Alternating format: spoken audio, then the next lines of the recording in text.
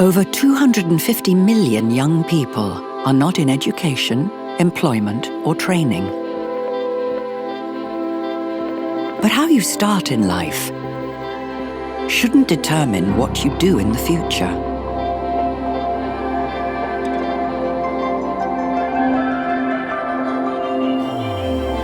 In the last 3 years, Futuremakers by Standard Chartered has supported more than 650,000 talented young people from low-income communities, transforming lives by empowering them to learn, earn, and grow.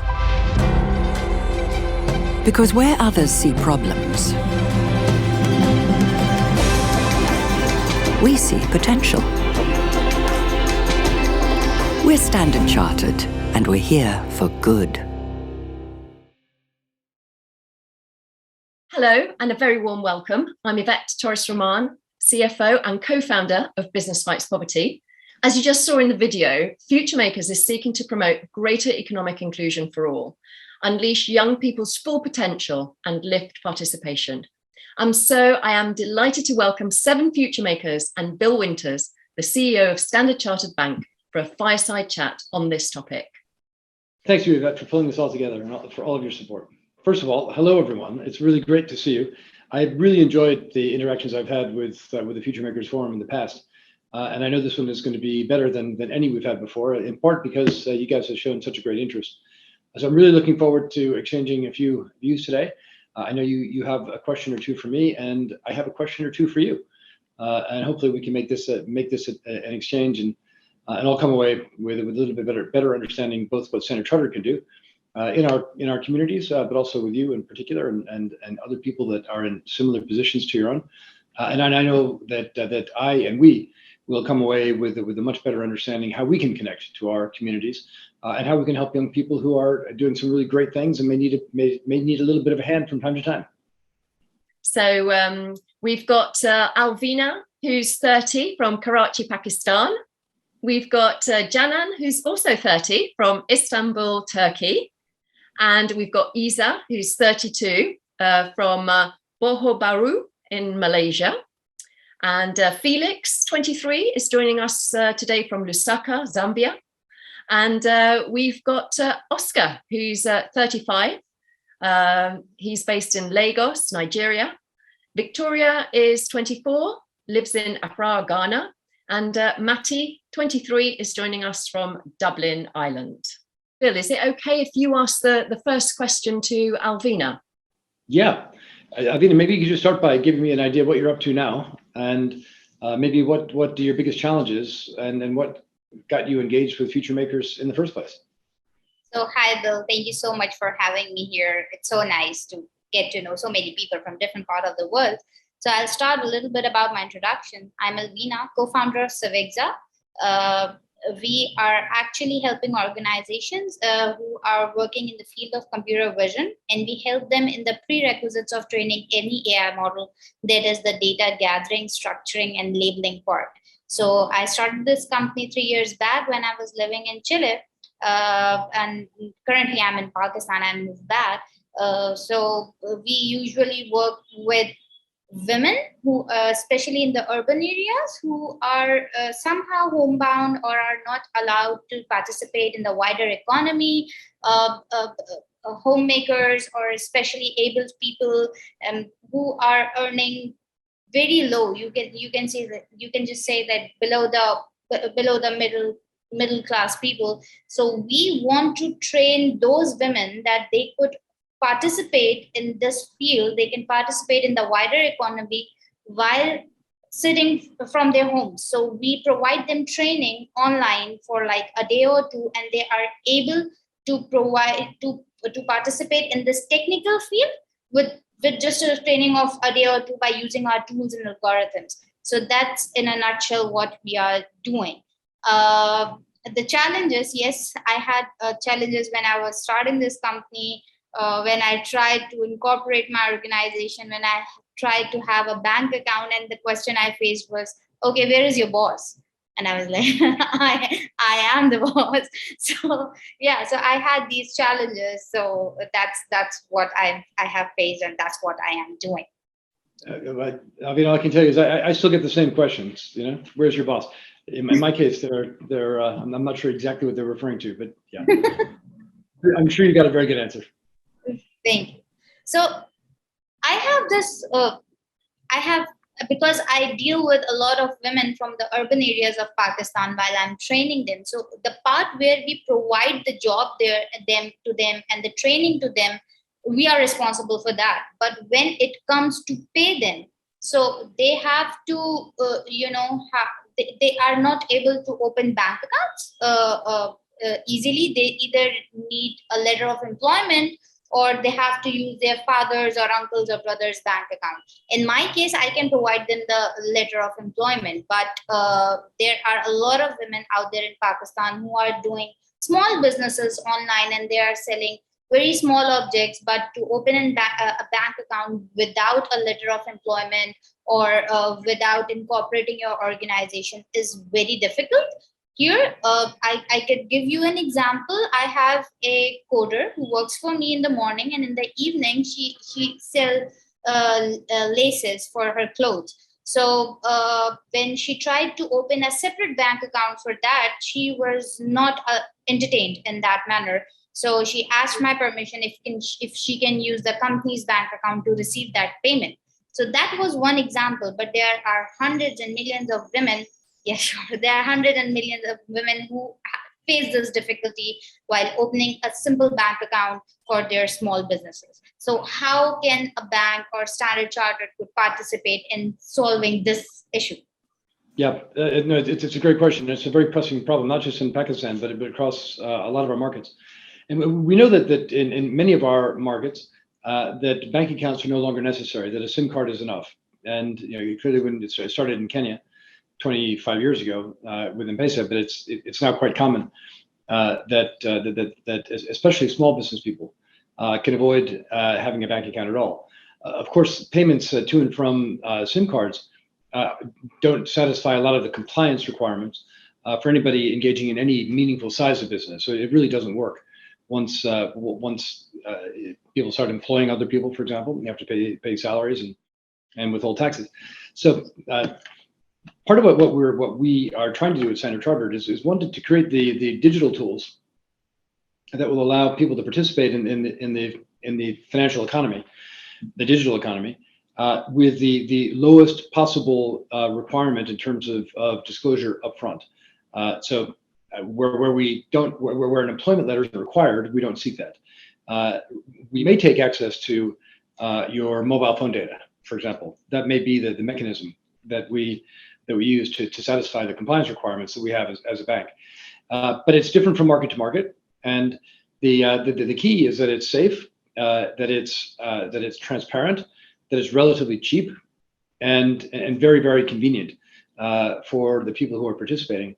And that's at the heart of our lifting participation stand at Standard Chartered, is creating that set of capabilities, ideally in an entirely digital framework, because there really is no point these days in building a bunch of buildings or dealing in cash, which is so much less secure and more expensive and just not suitable and not convenient.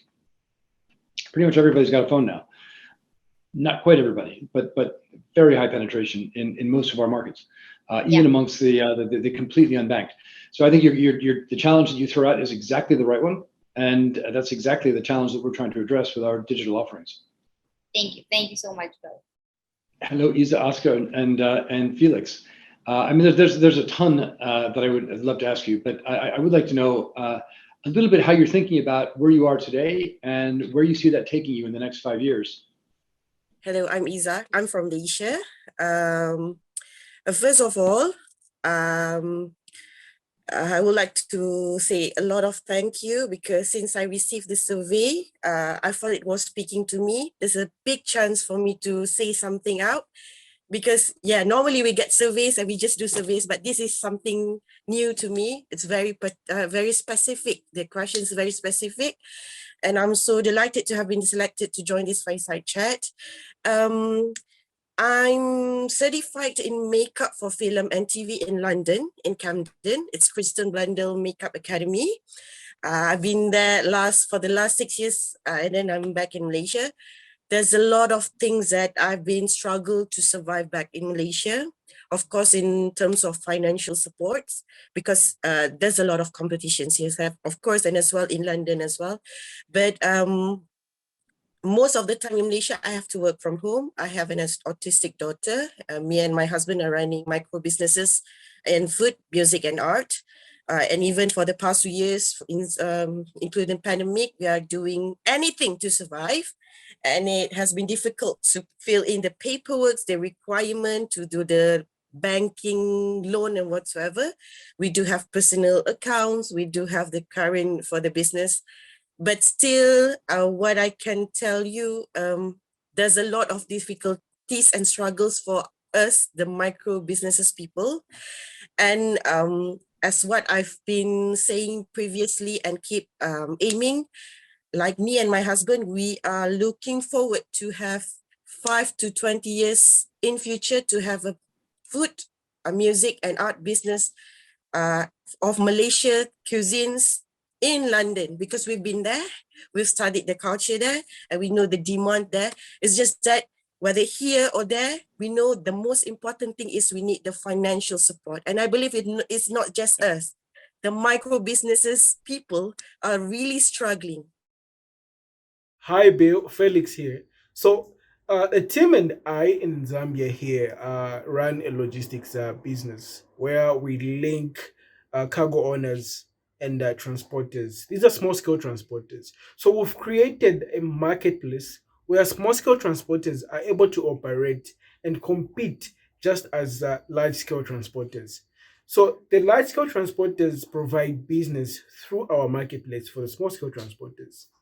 And over the years, we've been in operation for 3+ years now, and this marketplace that we've created, we've decided to go digital and develop an application rather that's going to link the cargo owners and the transporters in the sense that they do not have to come to the office, but rather using the application, all operations can be conducted.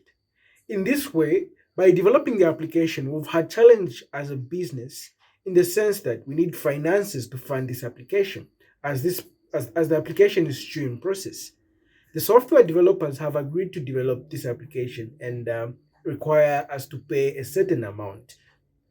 And that's the challenge that we've been having. So my question therefore comes in to say, if we were to access a loan or financial services to help us fund the application that we're developing or anything that we want to work on as a company, how can I would like banks to tailor their repayment plan to suit the business model of companies out there, or the cash flow rather of companies out there. This is going to encourage more companies run by youths actually to access these financial services. So is there a way that banks can tailor their repayment plan towards the loans and financial services to suit the business model of the company a youth or an individual is running? Very, very clear question, and I'll come back to that. Let's just hear from Oscar, and then I can offer a few thoughts. Okay, good afternoon, Mr. Bill. Yeah, I will say thank you to Futuremakers. I will say thank you to Standard Chartered for giving me this great opportunity to come here to speak. For my business, 5 years from now, I want to be a name everybody will mention around my community. I am into technology. I fix phones. You know, I've tried working with a lot of people. They keep turning me down because of my complexion. And I just have to pick up a skill. I went for training. And the day I walked out of the gate with my certificate was the happiest day. And now I am not just coming to keep it. I want to give it back to the society. There are a lot of people who needs help out there. There are a lot of people who are not working. There are a lot of people who wants to learn skills, but yet nobody is there to sponsor them. Especially when you look at persons with disability, it really affects that space. So I'm a person with disability as well. I want to give back what I have learned. I want it to be a bigger workshop for everybody to come in because I have a target already. The people I want to train and how I want to go about it. That 5 years from now, I will be able to train in 1 year. I want to train like 300. In 5 years, I'll be able to train about 3,333. That will be a lot of people in 5 years. So people will go out of the street and stop begging in 5 years. That's where I see myself in 5 years. Thank you, each of you, Felix, Oscar, and Nisa, for really great observations and for sharing some pretty acute problems very candidly. And I'm sure that everyone who has set up a small business or started small and with the hope that it becomes large over a period of time, can relate to some of what you said. And I think it's in some of the markets where Standard Chartered operates, which are the markets that you guys are from, it is particularly difficult to access financial services, either as an individual or maybe even more so in some cases as a small business. So I'm sorry to say, I hear the sorts of stories that you're sharing very regularly. Now, what are we going to do about it? And what can we do about it as a practical matter? I think there's a few things to probably have by way of context first. Most banks, I think, including local banks in the markets where we operate, are inclined to try to find a way to automate everything. The more it can be automated, the easier it is, the cheaper it is, the easier it is to track, and the faster it is for the customers. Back in the old days, if a small business wanted a loan, you'd go to your local branch, you'd get to know the lending officer, you'd fill out some forms, and they get back to you in 3 weeks or 4 weeks or 5 weeks, usually with a no, occasionally with a yes. But it was based, at least in part, on an element of personal trust and knowledge. Now, if you can manage that because you know your local banker, or there is a branch that you're applying for your bank account and your possibly loan from, then take advantage of that. But most likely, you'll never meet the human being who's at the other end of the machine. And I'm not saying that with a ton of pride, but that is the way it is in markets these days.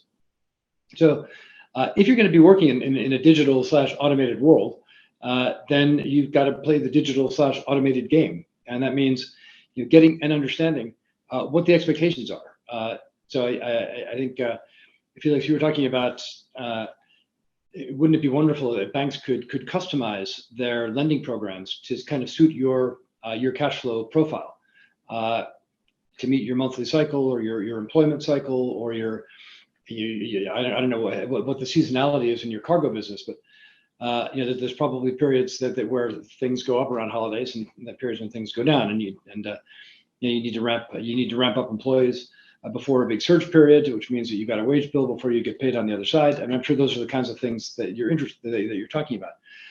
And I think banks more and more will try to collect the information, almost always based on sort of typically tax records that can support I say tax records because it's an official document.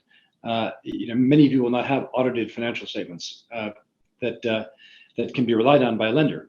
But you do, whether it's a value-added tax or import-export tax if you're an import company, or income tax, in some cases property tax, that's going to be the primary evidence that your business is real. And if you can further through that official reporting, make clear what some of the particular needs are, you might be able to find a way through the automated systems to get access to financing. But it all starts with getting sort of a regularized set of accounts and then a bank account. So by accounts, I mean your books and records.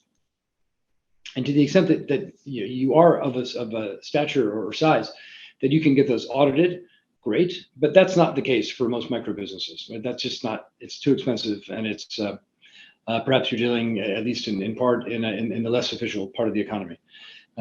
But as long as you're reporting your income and earnings to the official sector, typically in order to pay and collect taxes, that's usually where governments get interested when they've got something in it. You can use that, and you can use that to load up into the automated platforms. But like I say in the beginning, if you can find a human being, go for it. Right? You use that angle. I just think in most cases you won't. And maybe I'm wrong, but I think that that's the case. And that's going to be, I'm afraid, increasingly the case going forward. So you got to find a way to get your data into a format that the machines can read and form some opinions on. At that point, you probably will get a visit from somebody, a banker, who will want to see the operation, and you want to see that the trucks are real, or that the retail outlets are real. But you've got to get through that automated screen, most likely in the first place. And for that, you need to get your data in order. Both Victoria, Janan, and Matti, they've had experience of mentoring programs through Futuremakers. I would love to hear about mentoring programs. And I'd love to hear both about what worked, but also what didn't work. Hello, my name is Victoria. So with regards to the mentorship, what I actually do is I own an online transportation service that helps transport people. That's a public service than the normal Uber. So it's more of buses, or what we call in Ghana trotro. So and people are able to book on their phones instead of going to fight at the bus stop and all of those hassle. One thing mentorship has done for me is it has helped me totally. It has never been a waste of my time. I am always looking for a mentorship program one way or the other, because one, I'm doing something that I do not even have any knowledge about. And mentorship programs have actually helped me. I am not an IT person. I'm just a business administration person who learned theory throughout, and I have not actually felt the practical part. And doing entrepreneurship in itself is scary, and doing it alone, I can't see myself ever surviving a day. So the mentorship has helped me because I have somebody who can just tell me, I believe in you. I see you strong. I know it's gonna be hard, but I'm here to support you. You don't make any weird decisions. You're not bad. You're good. All of those things each day is what they will term as a seed in my life. Now I can get up and be proud and be like, oh, I'm an entrepreneur. And then I can train other people. And I'm even dying to get mentees under me, but most of the time people are not as serious as I am. So that's the part I have been interested in. And I think with mentorship programs, it would do more if Standard Chartered goes into this full time. Have people who are like, you know what, you're doing this service, this business. I know somebody who is doing that. So hey, let's just connect you. It could be for a year, it could be for a month, but the impact you would end up having on people would be massive, because people then will be able to take scary decisions, but less being scared, but doing more work. Yeah, thank you. You know, Victoria, I'm going to tell you something. I think it's great that you're taking advantage of mentorship programs. You don't actually need them, because I can see from what you've just been through, you're going to be successful. You are successful. Your judgment, no doubt, is very good. You don't need somebody to tell you that you're doing the right thing. But that said, mentorships can be extremely helpful. And sometimes in just helping you sort of conclude something that you kind of already know, but you just need that sounding board. And sounding boards can be hugely important. And sometimes to fill in very specific knowledge gaps that you've got, or just to have somebody who you know is is going to be a friend and non-judgmental and supportive. Hello, Bill. First of all, thank you for this insightful session. I'm Canan, and I'm working as product manager in our company called as Simpux. In the Simpux, we build accessible and user-friendly applications and websites running on mobile devices and desktop. In addition to this, we want to build solutions using the blockchain technology, and now we are working on it. And last year, I attended the Transforming SME program that Futuremakers was supporting, and I received mentoring with the sponsorship of Standard Chartered Bank. And my mentor is working as the head of country technology in Turkey. So this session was very valuable for me. And why I found this session valuable is that it was a good match because we both have similar backgrounds. And he's also an engineer and he's working in technology sector, and like we have very similar backgrounds. So I had a chance to learn from experiences of him and who have been there before. So it's very valuable. And before the mentorship, I was having some difficulties around prioritizing some issues in our business. And I asked him what to do. He gave me very practical advices. He encouraged me, he supported me, and showed me different perspectives. And this made me to see the spots where I went blind because I was in the business. I couldn't able to see something. He showed me these blind spots to me. And thinking of a whole process, I feel that I'm so lucky because lack of mentorship is one of the top barriers experienced by women in technology sector and in all other areas as well. And I had a chance to attend this program at the mentorship session, and I have a network to support me on my journey as well. Also, after this mentorship session, it is so meaningful to talk to you because like my mentor is also working in that Standard Chartered Bank, and it is valuable to learn your experience in the business as well. So to sum up, I want to say that the future belongs to those who believe in the beat of their dreams. I would like to thank you and thank to everyone who organized this event on the way of our dreams coming true. Thank you very much. Hello, Bill. First of all, I really appreciate what you and your organization are doing to support young aspiring entrepreneurs. So I've been working with Enactus Ireland and I got accepted to the Futuremakers Uplifting Youth Program, which is providing support for projects which aim to improve the employability skills of young people. So with my project, what we found is there's this incredible passion and intensity with young people that want to solve some of the world's problems. And what our project is doing is we want to build a first step for these young people with ideas where they can go to and find other like-minded people. So this project is currently under development. It's called TIMO, and we aim to connect these people that want to collaborate on projects and also help them find the right corporate partners and support. So our focus will be in bringing people from different disciplines together to increase the likelihood of their success of their projects by creating diversity skilled teams. And so we're planning to launch our MVP this coming September, and are developing our product and company as part of the Uplifting Youth program from the Futuremakers program. So what's great about the program is we're getting paired with mentors at this very early stage of our journey, and these mentors are coming from Standard Chartered, and they'll provide ongoing support for the next year. So we've also received a bit of seed funding, and these mentors will help us best utilize these resources. So this is something that we were very much looking for, is the support in financial literacy.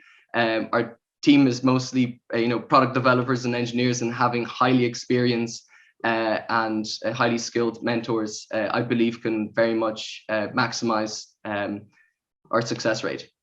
Yeah.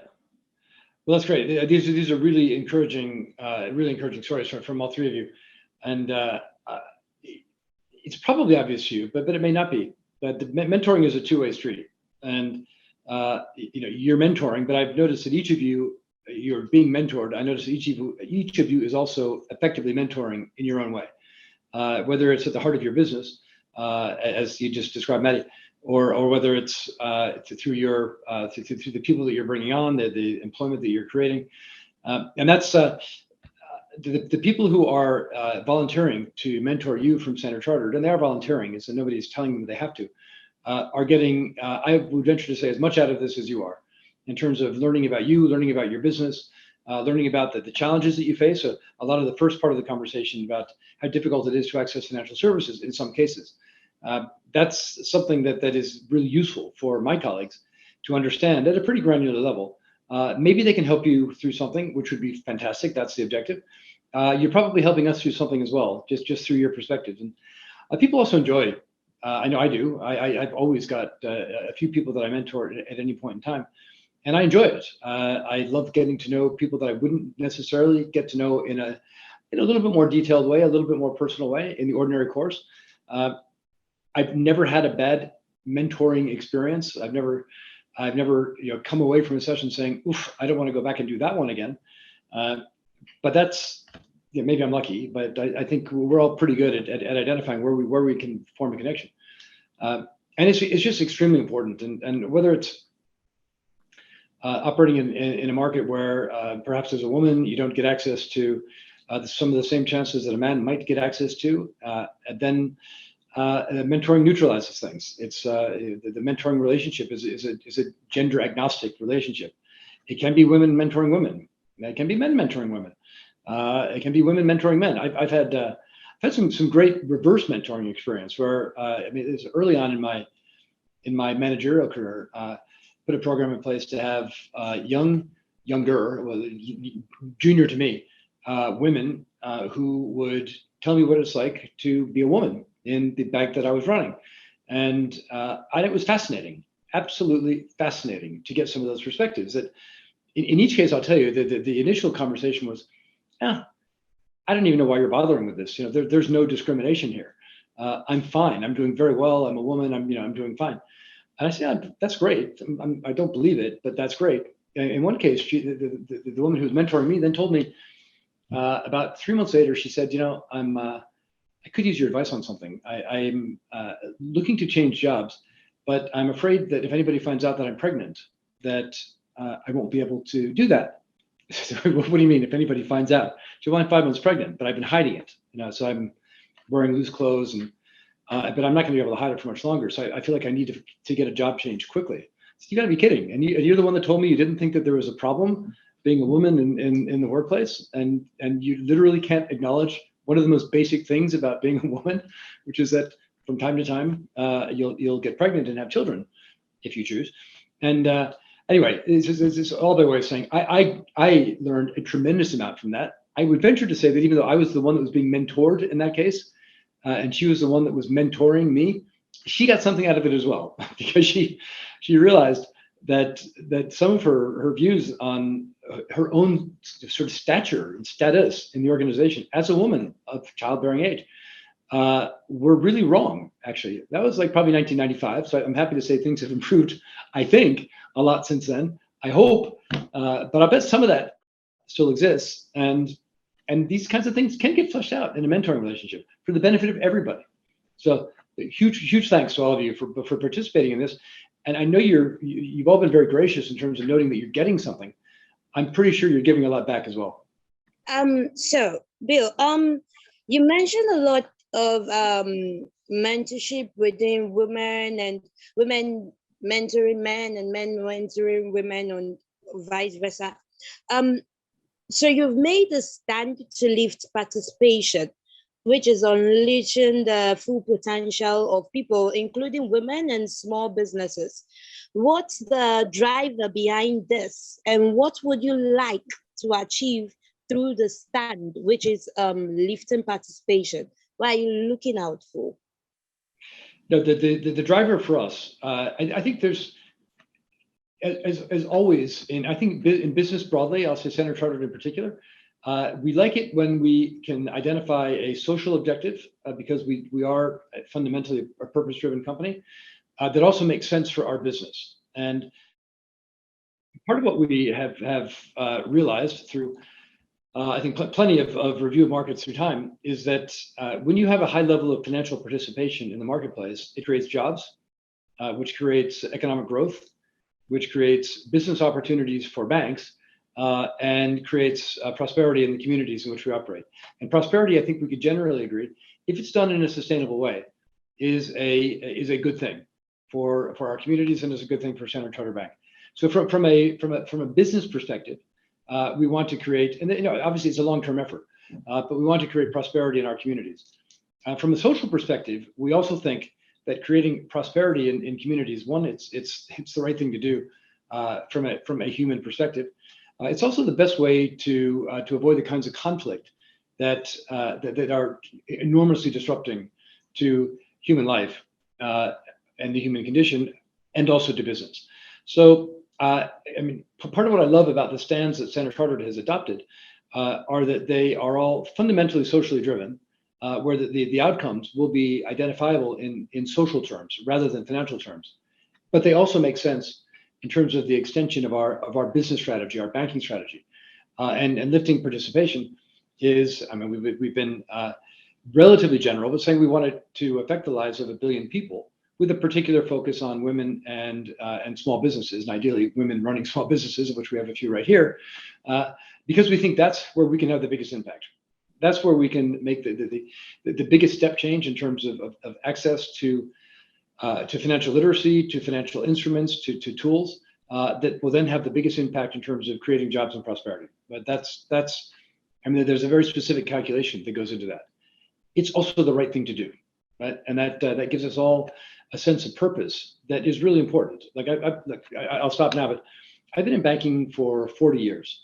I don't need to come to work tomorrow. Like I could retire tomorrow, everything would be fine. I come to work tomorrow because I want to make an impact, right? And I love the impact that I hope that I can have on my own organization, my colleagues, through a wise business strategy. And I love the impact that I hope to have on the communities where we operate. That's what keeps me going. That's what turns me on.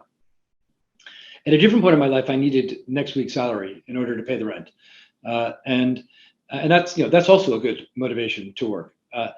If you're really, really fortunate, you get to do both, right? And I think from what I heard from you guys, you're all in that position, right? You're doing something you believe in. It's socially valuable, and you're going to make a living and you can pay the rent. That's really important. Anyway, I've strayed from your question, but that is at the heart of the lifting participation stand, is that we think it's going to create prosperity, and it makes us feel like we're working for something valuable.